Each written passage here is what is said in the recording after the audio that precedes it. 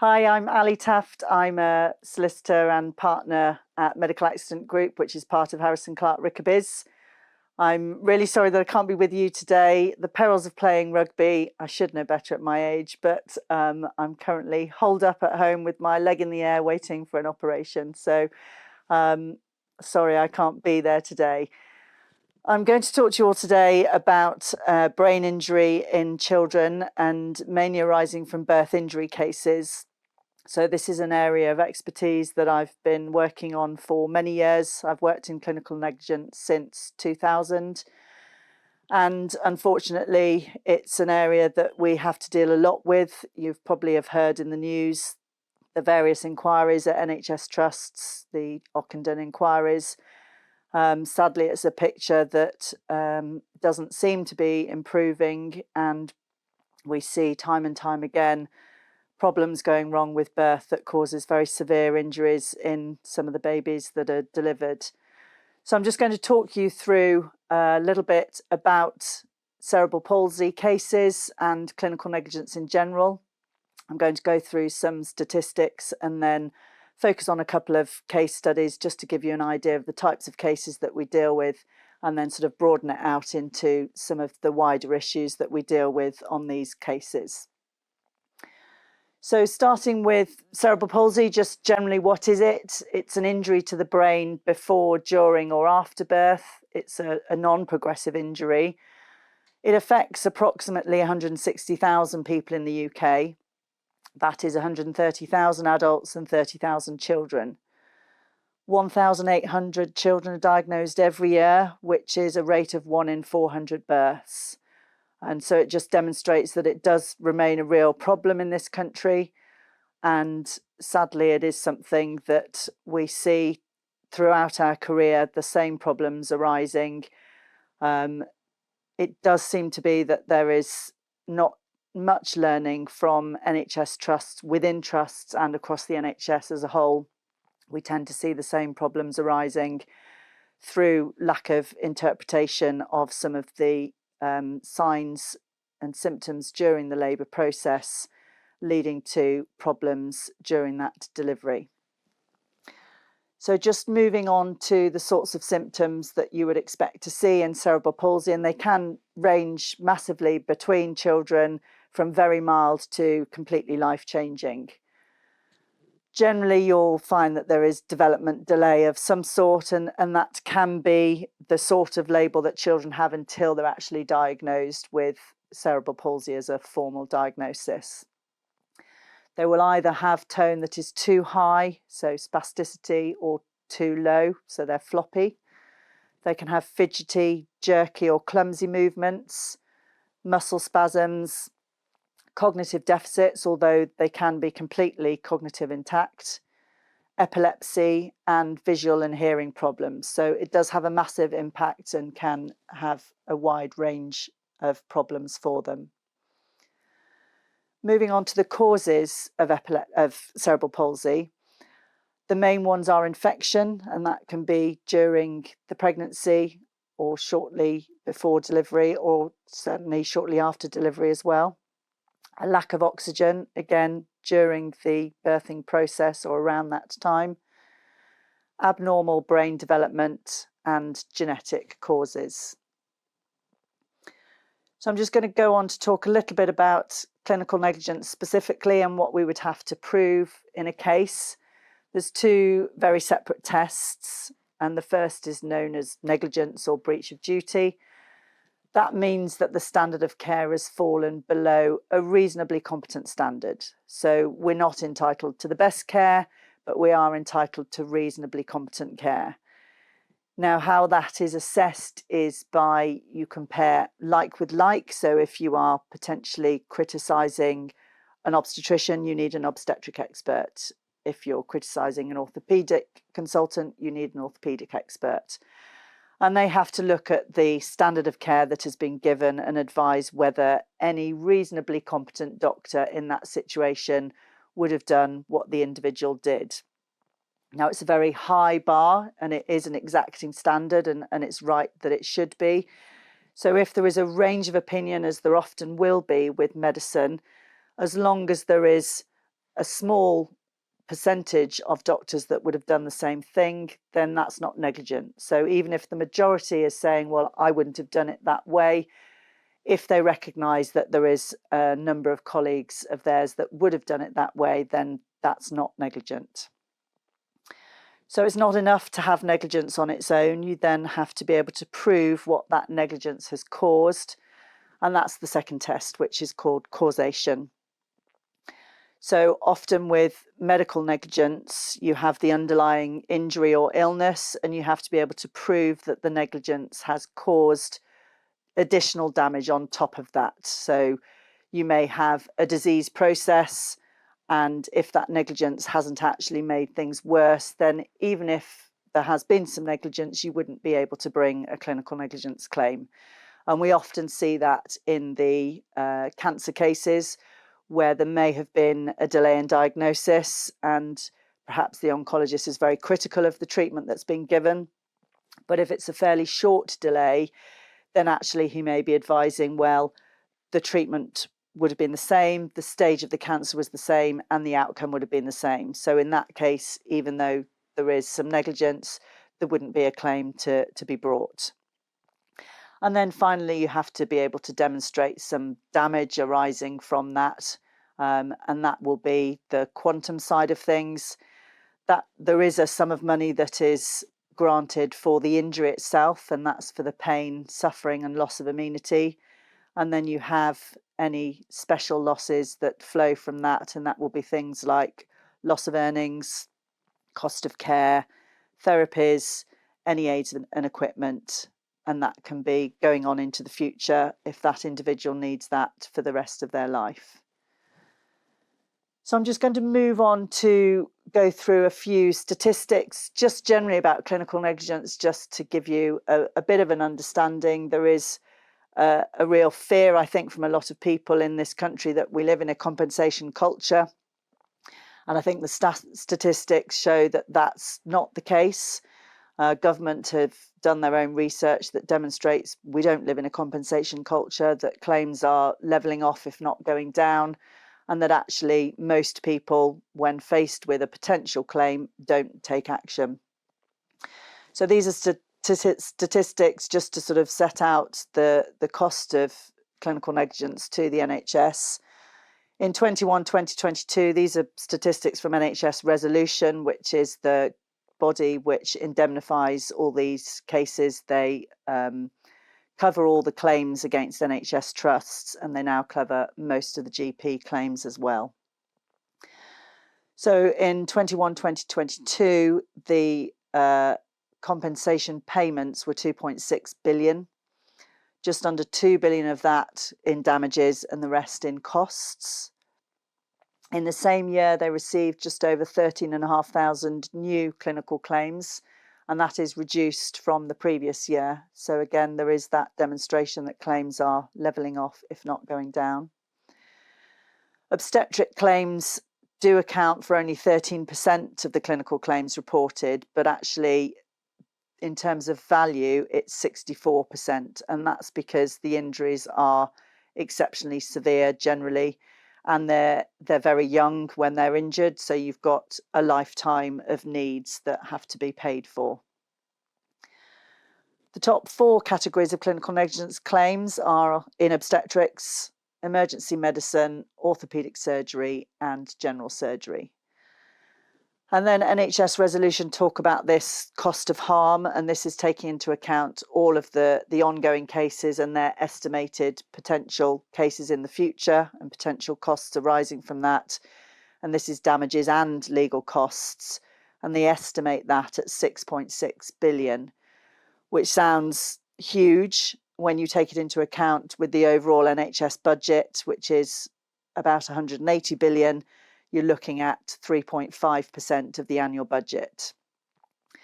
So in terms of overall percentage expenditure, it's not excessive, and it's in line with other areas of areas where you have to have some sort of redress for professional services provided, such as legal services, accountancy. If you're providing a service, a healthcare service, you have to provide the ability to have redress when things go wrong. And that is part of the budget, or it has to be part of the budget. Moving on to some statistics from NHS England, and NHS England gather information from NHS trusts about adverse incidents. All trusts have to report adverse incidents, and they vary dependent on the level of harm. So most incidents that are reported cause no harm or very low harm. Only about 4% of incidents cause higher degrees of harm, and that's moderate, severe, or death.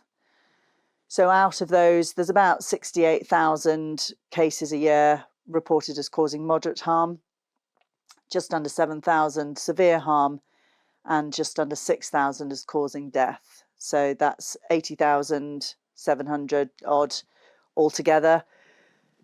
So when you look at the numbers of cases that are being brought, going back to the previous slide, in terms of figures, it's quite a small percentage.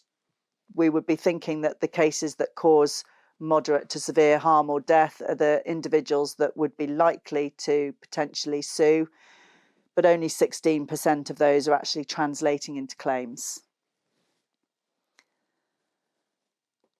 Why do people sue? There's just a slide here again taken from NHS resolution. From my experience, it's not about the money. I can probably count on the fingers of one hand the amount of times people come to me and ask how much they're going to get for a clinical negligence claim. It's so much more about trying to prevent things happening to somebody else, improving standards, and the big one is getting answers. So a lot of people know that something's gone wrong and they've tried to find out why and what it was.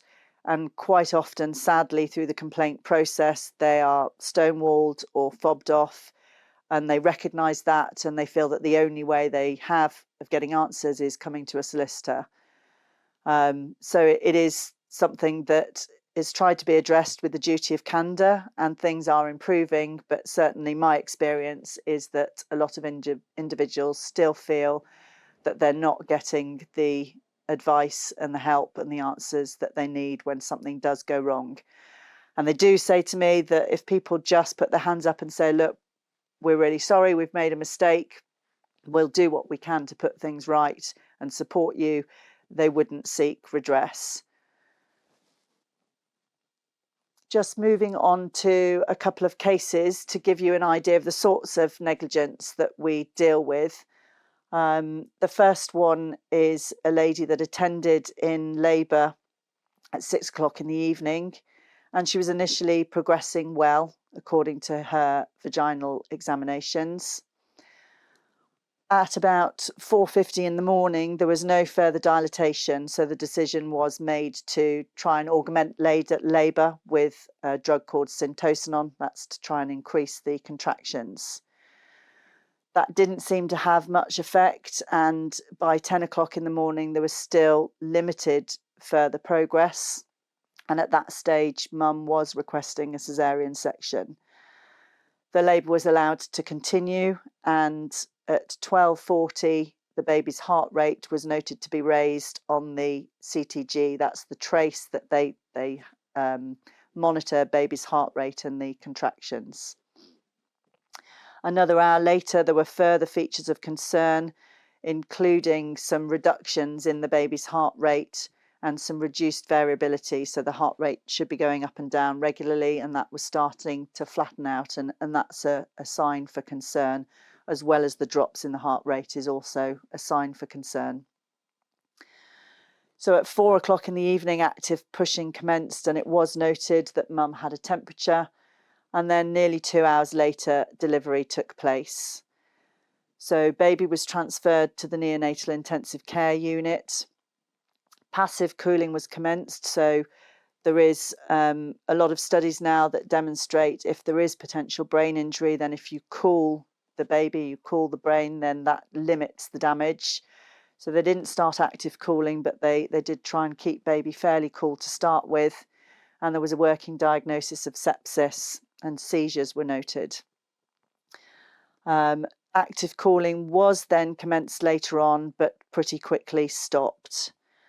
And then sadly later on, the MRI scan showed evidence of hypoxic ischemic encephalopathy, which is the sign that there has been a lack of oxygen during the birth process, and baby was diagnosed with cerebral palsy a year later.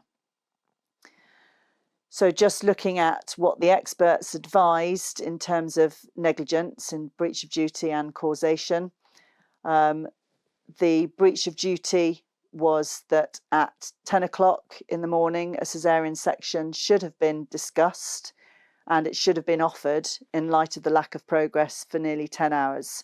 And certainly mum's evidence is that if that discussion had taken place, she was already pushing for a section, she'd had enough, that is certainly something that she would have taken up. There were further criticisms later on, just around lunchtime. So when there were changes on that CTG trace, there was that raised heart rate, which was a real cause for concern. Further changes about 10 minutes later, when they should have intervened, they should have performed an emergency caesarean section. There was also criticisms in the neonatal period where the temperature was negligently managed. It should have been reduced, and it was kept above 37 degrees. So that was a further area of concern. Moving on to causation, the experts agreed that there was an acute, profound hypoxic ischemic insult. That means that there is a very sudden and severe lack of oxygen. In that situation, babies can survive without any damage at all for about 10 minutes. And then you're looking at a sort of overall 30-minute window before you really have to get the baby out. After 30 minutes, they can't survive, and you'll have an increasing period of damage and severity of outcome over that 30-minute period. So they agreed that if delivery had taken place at any point before 5:30 that afternoon, then the baby would have been born intact. The neonatologist also argued that the injury was exacerbated by the 2 periods of the raised temperature in the neonatal period. And the experts that we had involved in this case to assist us on the various tests, we had the midwife and the obstetrician on breach of duty during the labour, neonatologist on breach of duty in the initial period after birth, and also on causation, and a paediatric neurologist on causation as well. So I'm just going to move on to a slightly different case, just to give you another example of the sorts of cases that we deal with. This was a lady that attended on a number of occasions antenatally with symptoms suggesting an infection. She was given antibiotics finally on the 3rd occasion, but she had very key signs and symptoms, specifically an inflamed cervix with ulceration, which was a very key sign. She was then admitted in early labour in February, bearing in mind her estimated delivery date was the 9th of April. Decelerations were immediately noted. That's the drops of the baby's heart rate on the CTG trace, and they proceeded to a category 1 caesarean section, which is an emergency caesarean section. Baby was delivered and appeared okay initially. Possible herpes infection was noted at delivery, but no acyclovir was given, and this is the key drug to treat herpes. Baby remained well until 2 days post-delivery when a rash was developed, and that was the point in time that acyclovir was started. And then sadly later on, brain scans confirmed periventricular leukomalacia, and that is a sign that you get following infection, signs of damage to the brain with cystic changes. And she was diagnosed with spastic quadriplegic cerebral palsy, so that's affecting all 4 limbs. The areas of concern from the experts were twofold, really. Mainly that the genital herpes should have been suspected during the pregnancy on those attendances to hospital because of those very specific signs on the cervix, and mum should have been treated with the acyclovir. And then again, on suspicion of herpes infection on birth, acyclovir should have been given immediately, and they shouldn't have waited the 2 days that they did. Moving on to causation, what the experts advised is that infection caused premature rupture of the membranes, and that's why mum went into early labour. Baby was then infected with the herpes, which damaged the central nervous system and caused the brain damage. And I just listed here the numbers of experts that were needed in this case, just to demonstrate the range of expertise and the highly complex nature of these cases. As you can see, obstetricians, genitourinary experts, neonatologists, neuroradiologists, that's looking at the brain scans, virologists, pathologists, and a neurologist. So just a vast number of experts that are all needed to put all the pieces together in order to demonstrate the problems and what it caused. So I'm just going to move on to a couple of cases just to demonstrate some of the wider issues that we deal with once we've dealt with liability. So we very much focus on liability to start with, to establish whether there is a case or not. And once that is agreed or decided by a judge at trial, we would then generally move on to quantum, and that's the valuing of the case and looking at what we can put in place in terms of damages to help improve the individual's quality of life. So this is a settled case, and I'll just talk you through briefly what happened in the case. So there was evidence of fetal distress that wasn't acted upon, which meant that there were delays in delivery and an eventual emergency caesarean section. Neonatal seizures were noted pretty quickly after birth, and this baby was diagnosed with severe spastic quadriplegic cerebral palsy, severe epilepsy. He has little or no vision, swallowing and feeding difficulties, profound learning difficulties, and urinary and fecal incontinence. And he was very, very badly disabled. And he had 24-hour care provided by his parents, who had just devoted themselves to his care. So just to take you through a timeline of the case, baby was born in 2003. Liability was agreed in 2012, so that just demonstrates how long these cases can take to get to a settlement on liability. Liability was agreed at 80%, and that's to take into account the litigation risks in the case. So it was a hard-fought case. What that means is that any valuation, whatever that total valuation is, then the claimant only ever gets 80% of that total value. The trial on quantum was held in 2015, and it is unusual to have to go to trial on quantum, but there were some major areas of disagreement between the parties, and that was held at the Royal Courts of Justice. Partway through the trial, we managed to settle, and a lump sum of just under £2 million was agreed, plus what's called periodical payments. These are annualised payments for the rest of the individual's life, and they're generally to cover the care and case management in the case. They're a very attractive way of settling. They're completely tax-free. They are linked to an appropriate index, so it means that whatever the payment is assessed at, it will increase year on year to take account of inflation. They're generally attached to a wage carer's inflation rather than to the retail prices index, because that more accurately reflects what the individual is going to have to be using that money for. So it tracks care payments, and it will increase year on year. And then those payments are made for life. So if that individual exceeds their life expectancy, this baby had a life expectancy of 23, so it was a severely reduced life expectancy due to his injuries.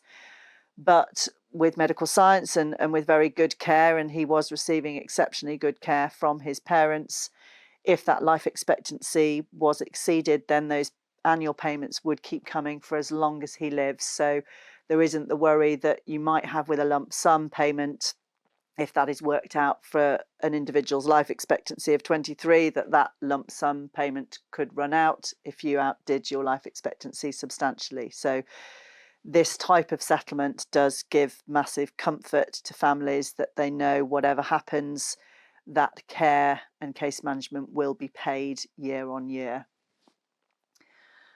So just moving on to a little bit more detail about the use of the money. So as soon as liability is agreed, that's the point in time that we can get an interim payment, and that's crucial to start to make a change to individuals' lives. We often find that families have spent decades battling through life, battling with social services and NHS, trying to get whatever therapy and equipment they can, and it's a tough old game. So to be able to give them some financial security and some potential to access private treatment is potentially life-changing to a lot of these children and their families. So the first thing that we do is we appoint a case manager, and I think we've got some case managers with us today, and you guys are crucial in terms of getting in there, assessing the needs of the individual and the family, and providing an initial needs assessment and advising what is going to really help the family now with the money that we've got. So that's generally getting care in, it might be getting equipment, adapted vehicles, and potentially looking at accommodation. The next thing we did was to appoint a professional deputy. Now, in this case, it was very clear that this child would never have the cognitive capacity to look after his own damages. So in that situation, you appoint a professional deputy, and the funds are paid into the Court of Protection, and the funds are managed by the professional deputy. This is actually a simpler way forward. It does mean that the involvement of professional deputy can manage those funds and assist in the family in looking after the money and making sure it's spent appropriately and lasts as it should do. And it does mean that those professional costs can be recovered in the litigation. So it can be quite an expensive head of claim if you can imagine a professional deputy being involved for the rest of this individual's life. That can add potentially hundreds of thousands of pounds to the claim. In these cases where the child will lack capacity when they reach 18, then those costs are recovered in full as part of the claim. What can be very difficult is where the children are cognitively intact, and that means that it doesn't warrant the involvement of a deputy. In those situations, generally, we're advised to look at a personal injury trust rather than going into court funds office. That it's very difficult having money in the court funds office. It's difficult to access. The problem with the professional trusteeships is there can be difficulties with recovering that professional cost. The case law is against us. Defendants don't like it. We do try and make the claim and probably get something for it, because the point is never pushed as far as the courts. We've never had a better decision on it. So it's not ideal, and we try and do the best that we can to obtain some of those costs for the children in the litigation. At this stage as well, we also instruct a financial advisor, and again, I know we've got a number of advisors in the audience today, and this is to look at the form of award. And as I've previously mentioned, there is the option between a full lump sum award, so that you get the whole of the damages in one, or that you have part of it as a periodical payment. And we need the financial advice on that. There are pros and cons to that, and it depends on the individual's circumstances, the life expectancy, and the value of the award overall. The beauty of the periodical payments, as I say, is they are tax-free, and they come year on year regardless of the individual and how long they live. So it's generally a very attractive method to have your lump sum combined with the periodical payment. So in this case, once we got the interim payment and we'd had our initial needs assessment, we got some care, nursing care, and it was nursing care in this case that this child needed. The family had been providing all of the nursing care 24 hours a day, round the clock between the two of them. So they needed a little bit of assistance and a bit of respite, and that was a massive change to their quality of life. We had physios and speech and language therapists appointed.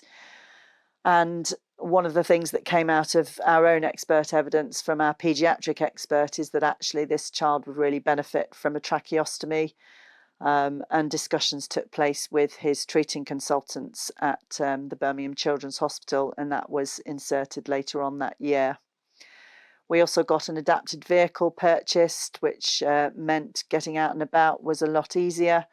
And then the property was adapted in 2014. So he had a downstairs bedroom with an ensuite bathroom, track ceiling hoists over the top. So it just made caring for him all the easier. And it was lovely to go out and see the family and see how they're getting on, and see the positive changes that had made to their quality of life and to his quality of life. And that's the really rewarding part of our work, when you can see what a difference it makes to individuals' lives. So I'm just going on to one final case study, which was slightly more complicated on this one, mainly due to the family's location in Ireland. So the negligence took place in England, but the family actually lived in Ireland. This child was born with something called Vactral syndrome. So there were a number of sort of anomalies and problems, one of which was a heart defect, which required cardiac surgery at the age of 2. The surgery was successful, but sadly, after the operation, the temperature was allowed to rise uncontrollably, such that brain damage occurred. And 4 days after the operation, seizures were noted and fixed and dilated pupils. An MRI scan confirmed cerebellar atrophy, so certain shrinkage of parts of the brain. And he was diagnosed with quadriplegic cerebral palsy with dystonia. He mobilised with assistance, so he could get around with ankle-foot orthoses. He used a wheelchair for longer distances.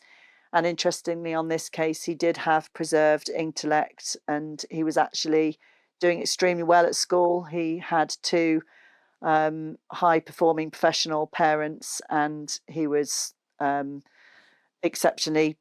doing exceptionally well at school, and was one of the highest performers in his class. So I think he wanted to go on and potentially become a doctor himself.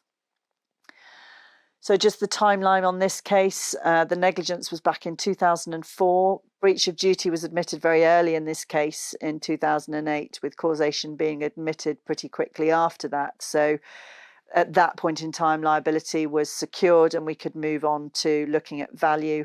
And that's the point in time that the interim payment of damages was initially secured. So similarly to the previous case, we got our case manager instructed, and they went over to Ireland to visit the family and assess the needs.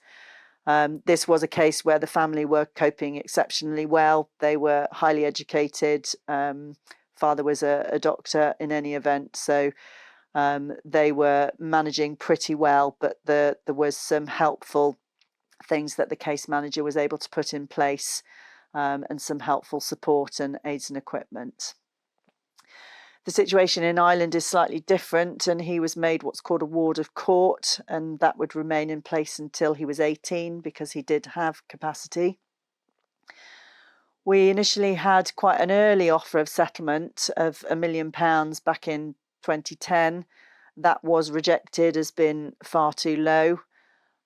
We did look at some settlement meetings fairly soon after that, but unfortunately everything had to be postponed due to some of the complex issues arising out of the family being based in Ireland. So the situation in Ireland was very different to the UK in terms of the ability to have a periodical payment.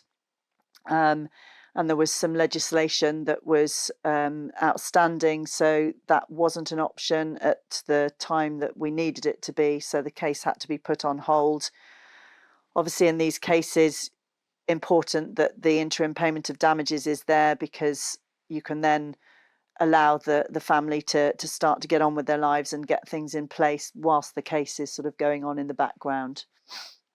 So again, on this case, we instructed a financial advisor, and that focus of that advice was very much on the periodical payment and the lump sum breakdown, and then the payments of whether it would be in sterling or euros. And the advice was that that currency risk should rest with the defendant and not with the family. And we were arguing very strongly that the case ought to be paid in euros, bearing in mind everything that the individual was going to need to pay for would be in euros, the care would be in euros, the equipment, and that was something that was resisted for quite a while by the defendant. We then had to get a number of other experts involved because of the difficulties with the island situation. So when we were looking at the periodical payment, whereas the case law is very clear here what indexation you use, that is the level of inflation that you use to make sure the annual payments increase appropriately each year. There wasn't that clarity in Ireland, and there wasn't a very clear appropriate expert, so we instructed a Labour economist to advise on that. We also needed an Irish tax specialist because of the problems with the periodical payments and whether they would be tax-free and the implications for that, and whether a PPO was in fact even appropriate or beneficial. There was some new case law, as I've mentioned, surrounding the periodical payments and the potential legislation. And that was proposed to be coming out in 2015. So the case, as I say, was put on hold, awaiting that. We also needed to await the relevant discount rate. So the discount rate is a massively crucial factor in any lump sum payment. So when you're getting a lump sum of damages, there is always a discount rate that is applied because you're getting your damages for all those future years in one lump sum, and you can invest those damages and get a rate of return on that. So the damages have to be discounted to reflect that. Now, previously, the discount rate was much higher than it is now, and the rate of 2.5% has now reduced to below 0%, because actually it's the way things went, it looked like that you would actually get less of a return on your investments over time rather than you would actually gain over a period of time. So that discount rate has gone down in the UK. It will be subject to further review, and that is may well likely to go up with the change in the interest rates more recently. But in Ireland, there wasn't a set discount rate. There wasn't a clear position as there was in the UK. So that is something that we had to wait for the legislation. So moving on to my final slide, just to give you the timeline on this case. Eventually, although liability was agreed pre-action, we did need to issue court proceedings out of the Royal Courts of Justice, and that was to obtain judgment, to get approval of our interim payments, and to get us onto some set directions dealing with service of some of the evidence. And finally, the Irish legislation came into place in 2018, so things were put on hold for quite a while until that. And thankfully, the defendant accepted euros was the appropriate currency, and that was agreed to be paid. And the case was finally settled in 2018 following the finalisation of that legislation. And we attended a court approval in 2019 where that settlement was approved. And the final amount was a €9.5 million lump sum, capitalised sum. So that's the combination of the lump sum and the periodical payments, which worked out at £4.5 million lump sum plus the periodical payments. So that demonstrates the difference compared to the original offer, which was £1 million. We had to work quite hard to get to a level that we felt was appropriate for this child, that would cover all of his needs for the rest of his life. So hopefully that gives you a bit of an overview of the sorts of cases that we deal with, and the issues that we find ourselves having to manage in children's brain injury cases. And I'd be more than happy to answer any questions that anybody has. And thank you very much for your time.